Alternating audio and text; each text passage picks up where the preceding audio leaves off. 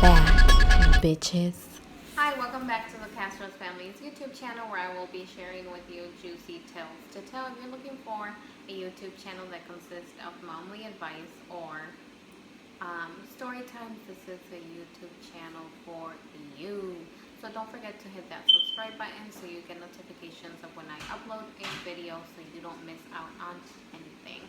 This story time is going to consist of when I don't know why it cuts off right there, but let's ignore it. Let's continue with the video. Let's not get scared. Me and my sister had first moved into this apartment together, and she actually worked the second shift and I worked the first shift, so somebody was always home. Nothing was happening at the beginning, but then eventually I would come home from work and my magnesium milk was spilled all over the bathroom. Like somebody was playing with it. They were just like pouring it all over the bathroom. Like I had a really big, like I had the master bedroom. So it had a really big closet, a really big room, and really big bathroom.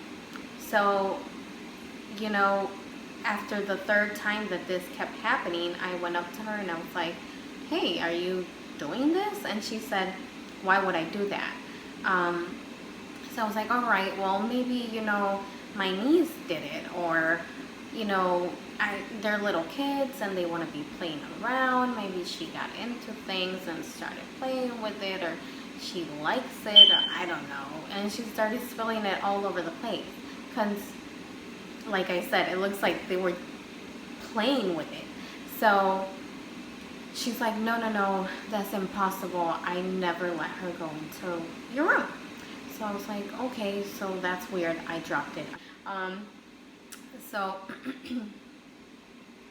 this started happening, and I started. At this point, I started freaking out because I started hearing that when you start talking about this type of stuff, it starts happening inside your own home. I'm tired of hearing these doors open and shut. So I see the light flickering, and then it stops. The second time that it does it, it goes completely off, but it goes off in such a way that like it goes slowly until eventually it dies. And then that was pretty odd because there was no thunderstorm, there was nothing going on, and it just completely went out. Like it just, one day when she comes home and I'm like talking to her about all the events and everything that's been going on, and we're sitting in my bed and I have this little like dog toy, like stuffed toy there, and we turn back and look at it and it's there in the bed, right? And then as we keep talking about these incidents, we turn back and we look at it and it's not there anymore.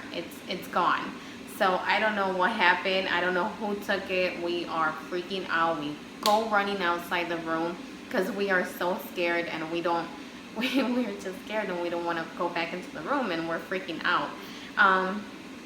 So that's another incident that happened. And meanwhile, all of this, my milk is still being like all thrown all over my bathroom. And you know, eventually she moves out. I decided to rent out the master room because it's a big room, like I said, and it has their closet, whatever, etc. And so I go to the little room, which was her room, and this is where like the actual like scary stuff happened. And so I actually never told this story before ever.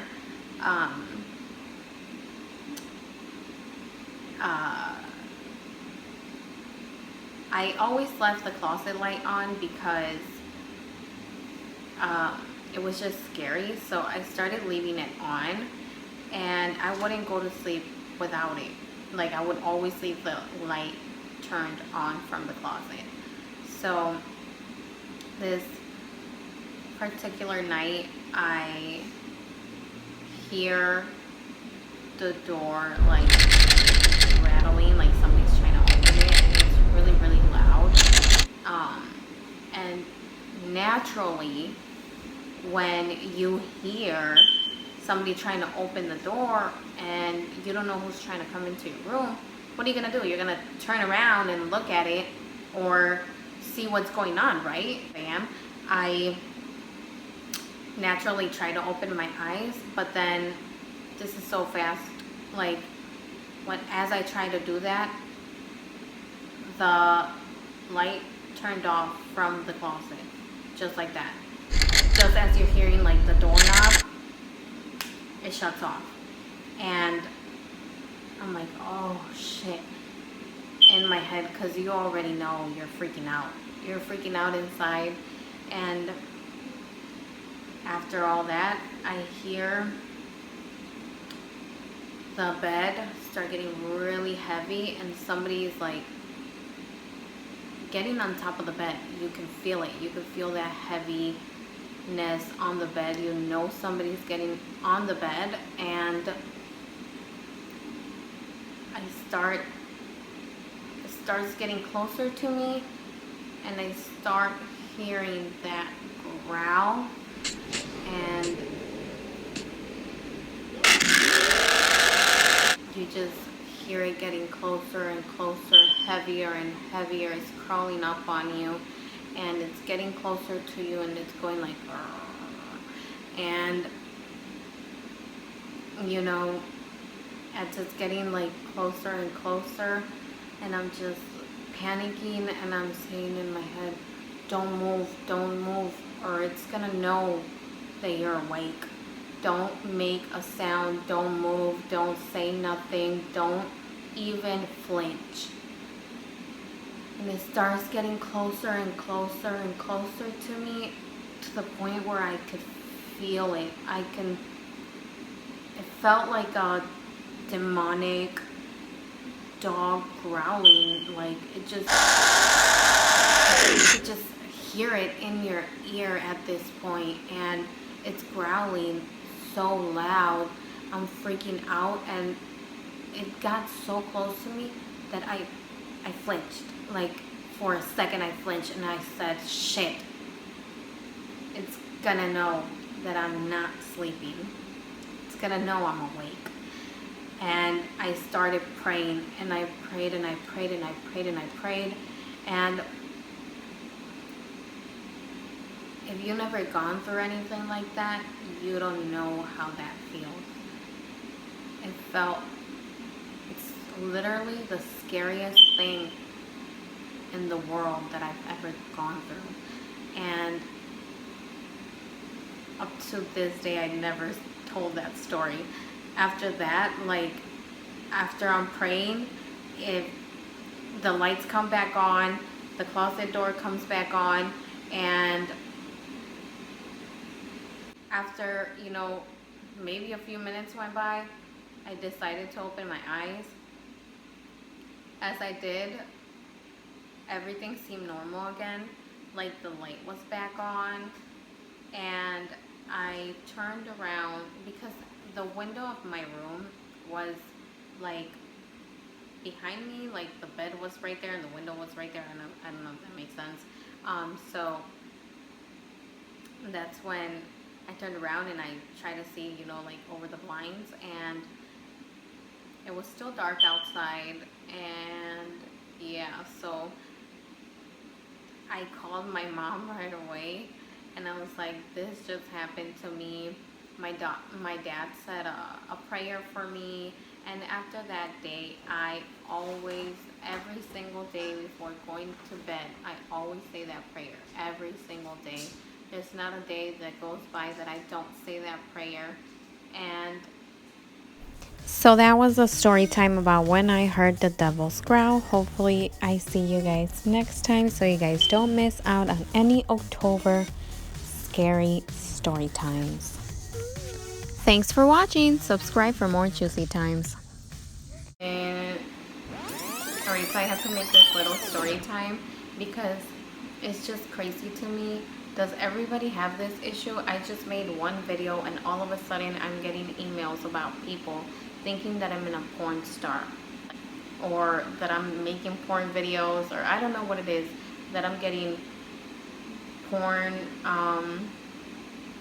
offers. Like, I don't even have boobs anymore or an ass. I had kids. Like, that was gone. It went to La La Land. It disappeared. Like, I don't even know why they're contacting me, or whoever is contacting me. Dude, I am not who you're looking for. I could assure you, I'm not the one. Like, I don't know if you got it confused, because this channel is called Juicy Tales to Tell. I'm talking about story times, not other kind of tales, okay? And this is not what you think this is. They even sending me an email saying like, oh, is this you? Don't get it twisted. That porn site, just because it had the Juicy name on it and this has Juicy Tales to Tell, it's not related. Please stop being a psycho. Or if it's my crazy stalker ex caca head and you came across the video that I put up and that's why you started emailing me again, dude, get a life, okay? Leave me alone. I'm not interested. Don't be contacting me. I have no interest in talking to anybody or whatever. Don't contact me. Don't be contacting me. I am not from a porn site. Thank you.